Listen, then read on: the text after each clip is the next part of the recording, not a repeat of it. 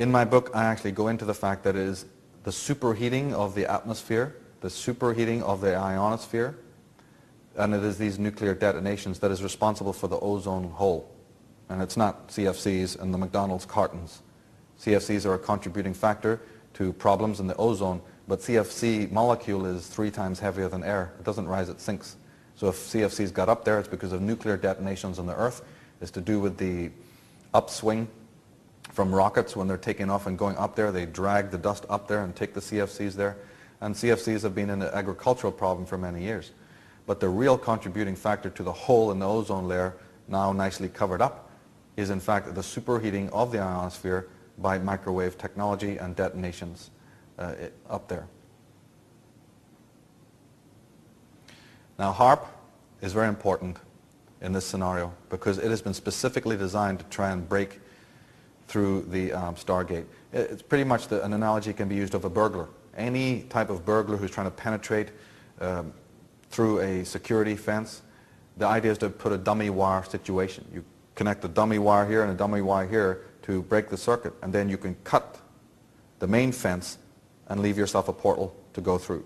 Now, of course, you don't go up to the ionosphere with a pair of pliers or a hacksaw, but what you can do is try to break the Stargate and open a portal by way of lasers and microwave technology. Microwave technology is created in Alaska, it's all tested, then they mount it onto satellites, which help to create a beam either on the moon or out into outer space. And by beaming these high-frequency microwave beams onto the Stargate, they're hoping to break through. And as yet, they have not been successful. Now, all its combined transmitters send 3.6 million watts of radio frequency output. Jerry Smith, in his book HAARP, The Ultimate Weapon of the Conspiracy, writes, HAARP has a unique feature, a patented ability to focus these transmissions into a single point high in the sky. This magnifies an output of 1,000 times, giving HAARP an effective radiated power in excess of 3.6 billion watts. So HAARP is normally, when it's on Earth, about 3.6 million watts, which is, by the way, almost 1 million times more powerful than the documents at its inception say it needed to be. So it's millions of times. Nick Bajik will admit this, the man who uncovered the HAARP agenda in his book, Angels Don't Play This HAARP, and so on. He also is confounded by this, because not knowing what the real use of HAARP is and thinking it's just a military device, cannot explain how it is 1 million times more powerful than it ever could possibly need to be for military purposes. Well, it's very easy to explain. There's no mystery once you understand what the agenda is, the real agenda. But as Smith is saying here, HAARP can be focused so that it even has so much more power than that. 3.6 billion watts is actually its full potential. He says, the signal will be sent to the top of our atmosphere where it is intended to heat a portion of the sky. This type of transmitter is called an ionospheric heater.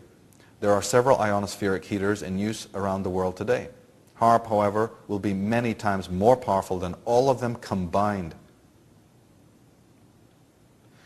Now, Richard Allen Miller and Iona Miller in the Nexus magazine, volume 10, in their interview say, researcher Guy Kramer has suggested that HAARP array may be used to bounce deadly signals off the ionosphere and moon to target sites on Earth and with major explosions, virtually eliminating the need for tactical nuclear weapons. And there's no denying that, yes, the lower level people involved in this, the lower level military people who are not privy to the main agenda, that's what the beauty of a pyramid is, are working on it happily because they think, yes, this is a perfect weapon, and oh, we won't need SDI and we won't need all of these other clunking military apparatus. Let's just have HAARP and we can incinerate people all over the planet. It's the super weapon. How wonderful. It'll be just like a video game. Right, they think that. But what's the real agenda, the real power?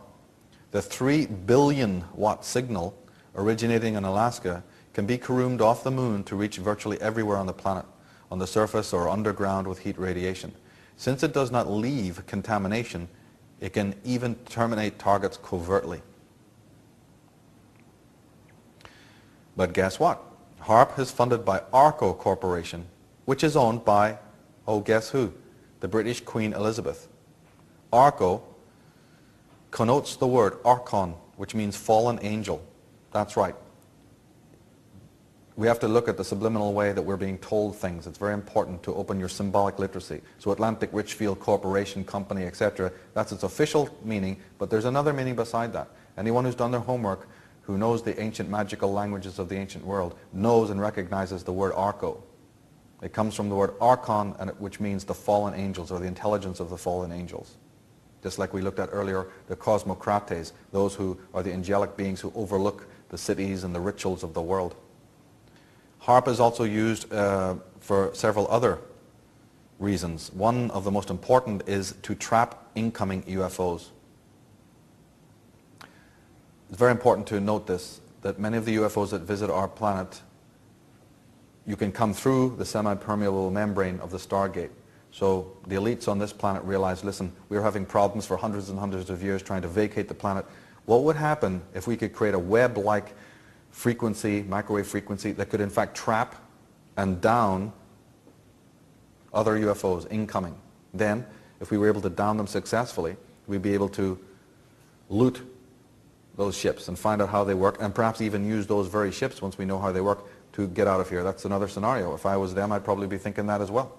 And that's what Roswell and a lot of the other crashes are all about, because it's a little bit too much of a stretch of the imagination, is it not, to think that spaceships that can cross hyperspace, cross the event horizons of suns, fly throughout the universe, then just happen to suddenly career and caroom out of control as soon as they enter into our atmosphere.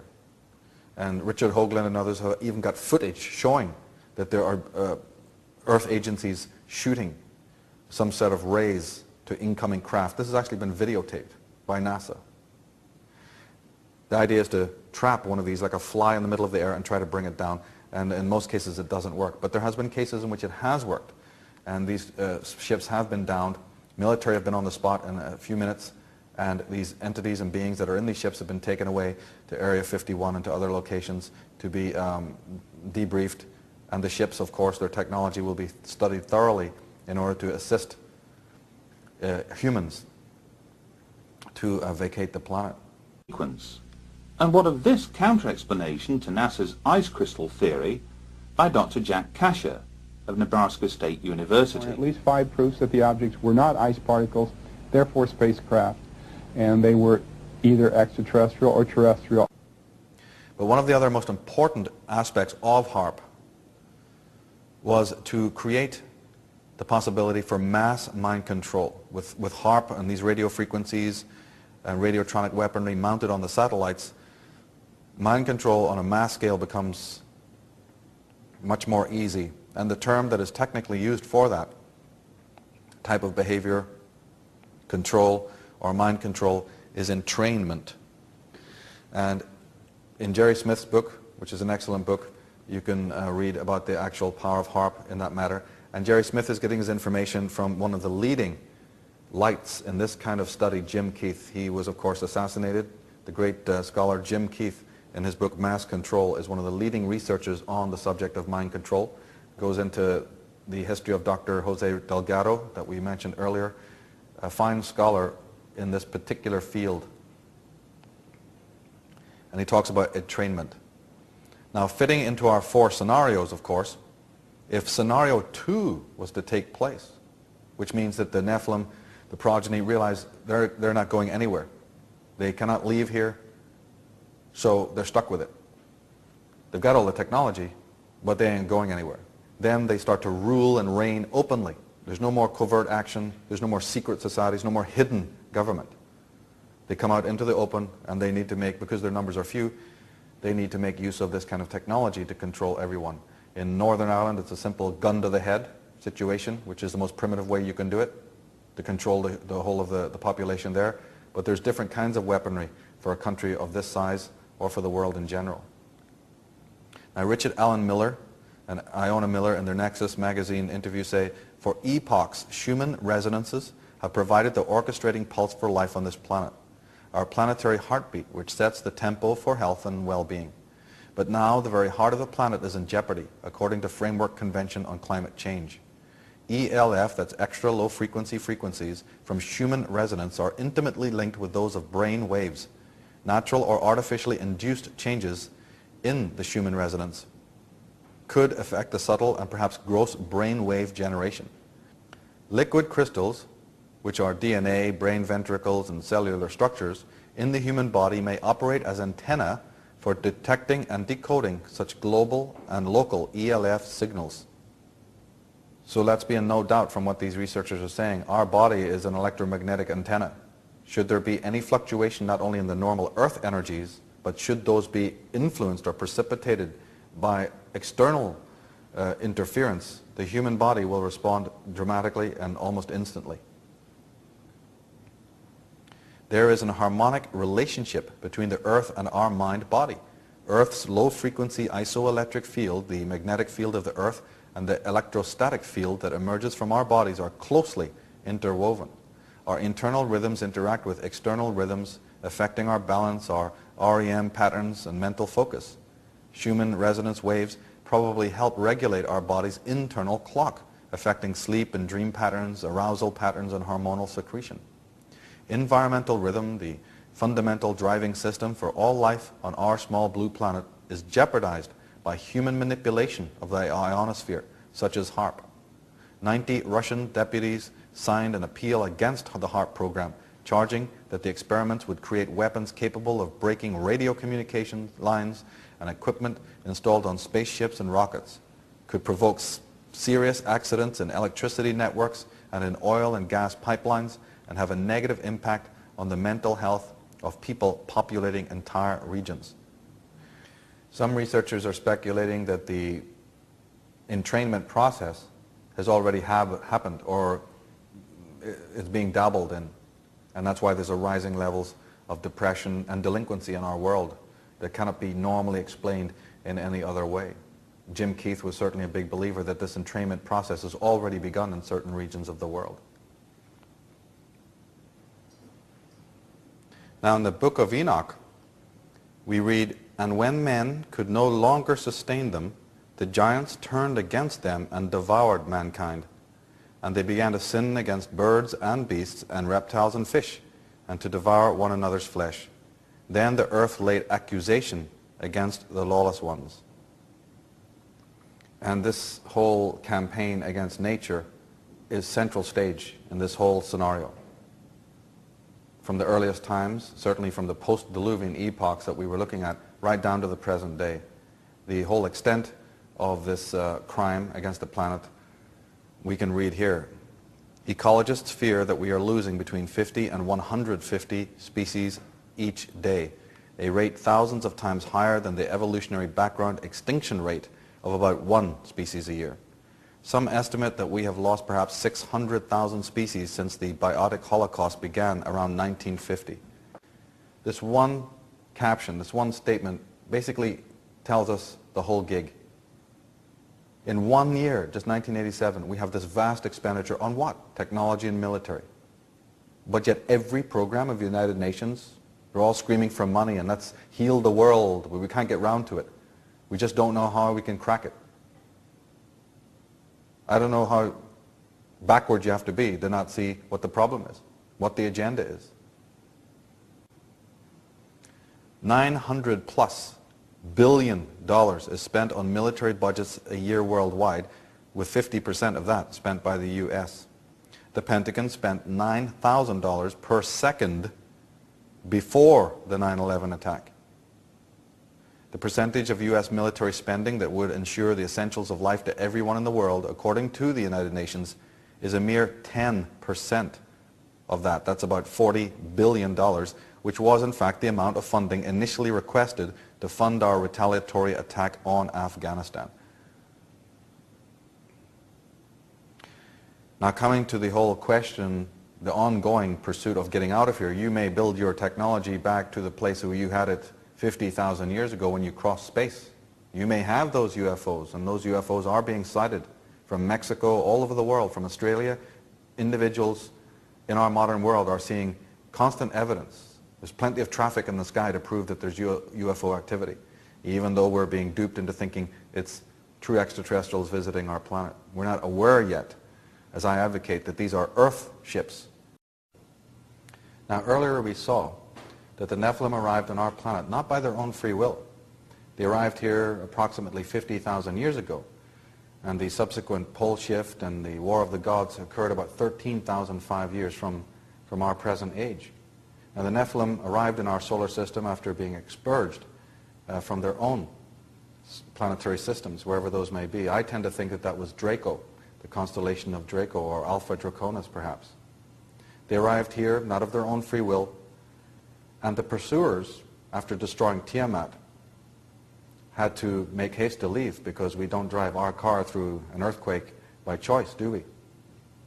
But before they left, they erected a membrane and etheric barrier around our Earth just as a quarantine measure, in order to make sure that just in case the Nephilim, their hated nemesis, were on this planet, that they could never again leave to spread their evil elsewhere in the galaxy or the universe.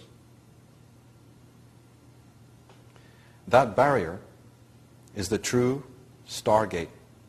So when we hear about that term, the Stargate, we should realize that it also has historical precedence, and it's up there. A shield or a barrier around the earth. And the mythologies talk about it. The ancient scriptures talk about this barrier around the earth. It's part technology, but it's also part etheric energy, far in advance of our own science today. In the Pistis Sophia, one of the most ancient Gnostic texts, it says, the outer darkness is a huge dragon whose tail is in its mouth. And that was the symbol that has come down to us from mythology to illustrate this particular encircling field of energy, the serpent with a tail in its own mouth, which is called the Ouroboros, the encircling dragon. You'll often see symbols of the dragon encompassing a globe or something of great price, like a pearl or a diamond.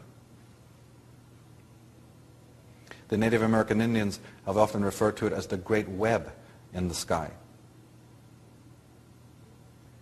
And we might wonder about, again, modern symbolism. And who knows what. Here we have the symbol for the United Nations with the earth, with a strange grid, and the Roman laurel leaves encircling it.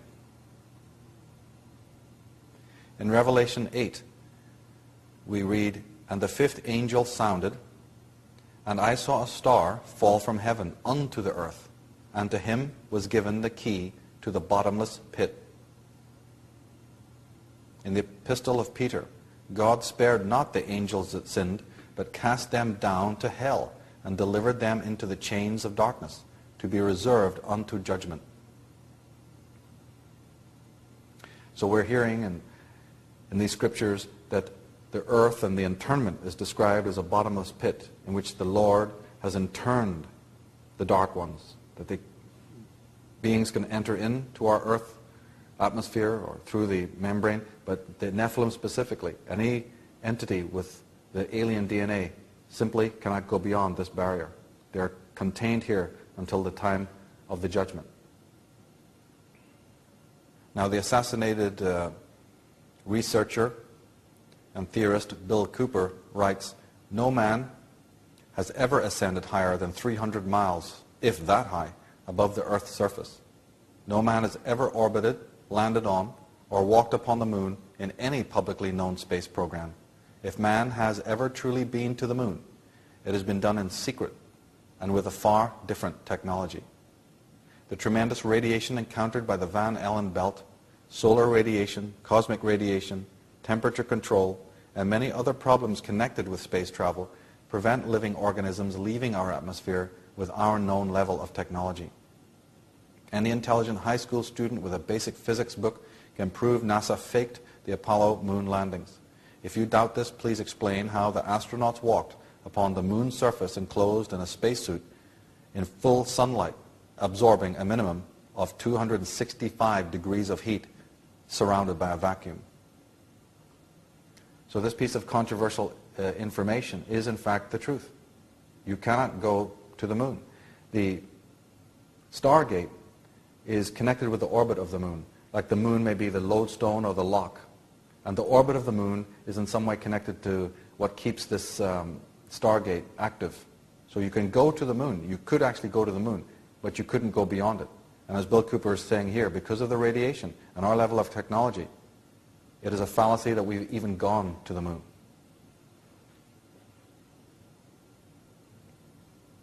Here, from all cultures again, the Ouroboros, the encircling dragon.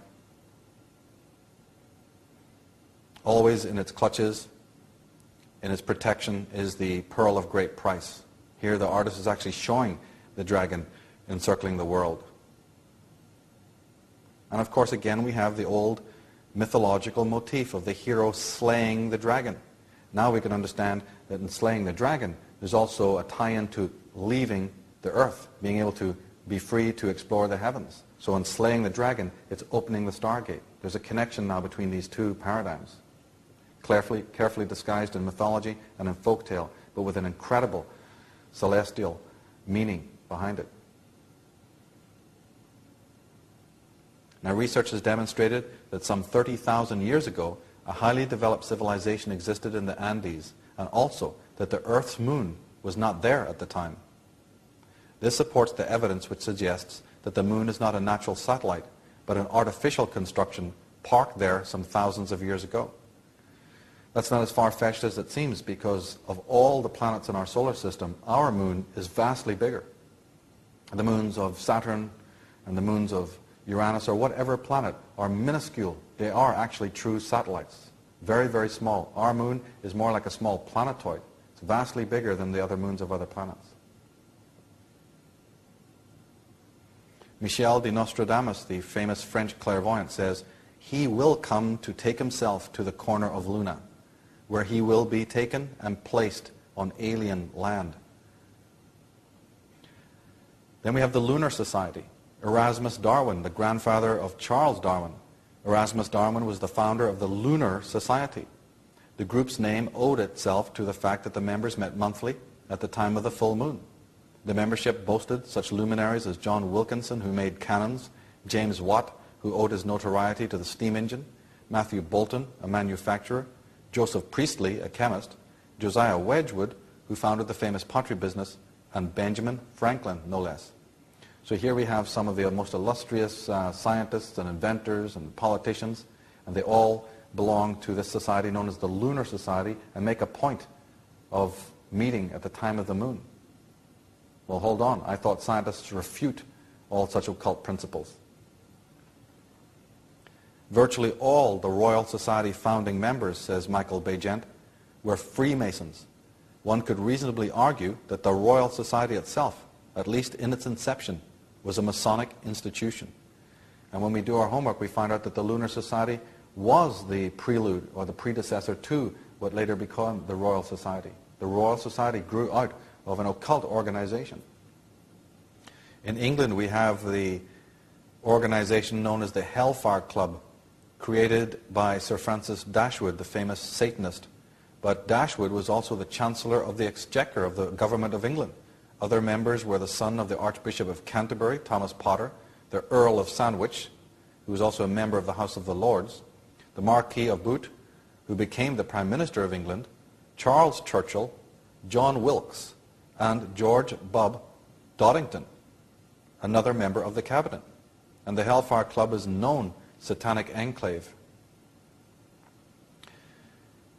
The moon landing of July 20th, 1969. The so-called moon landing.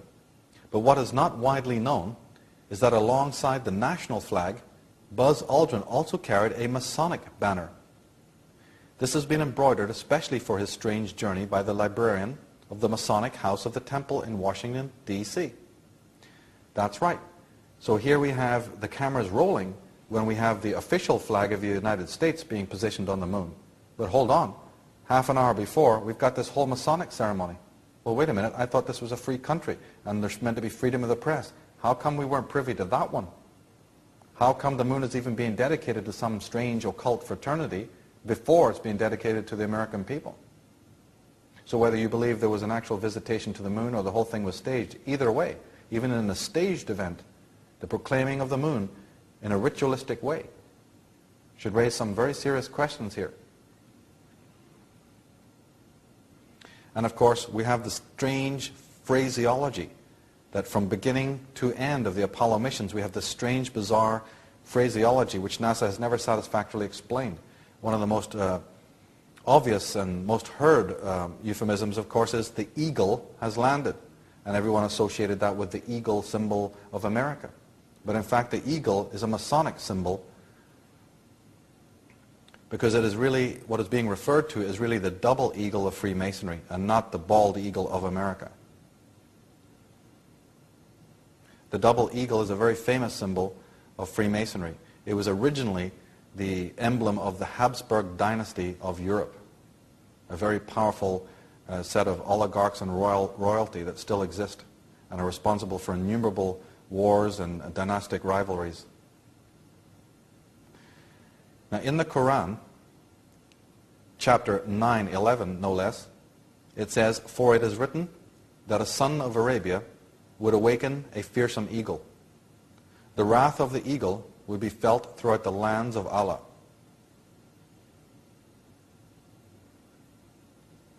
Now, as I said earlier, we have not got the time to deal with all the sundry historical machinations from the last 11,000 years. But one particular period, one particular epoch that should concern us is what we know today historically as the Renaissance. About the time of the 15th century, as they were congratulating themselves on their progress, the alien bureaucracy discovered the presence of the Stargate. They had to face the fact that even if all their technological hardware was successfully reconstructed, they still could not vacate the planet Earth, which had been placed under quarantine. So here we have it. Hundreds, thousands of years are going by. The alien progeny have understood that, yes, all the technological hardware that they once had created and had brought here to the planet Earth, which may have even included spacecrafts and all sorts of cybernetic,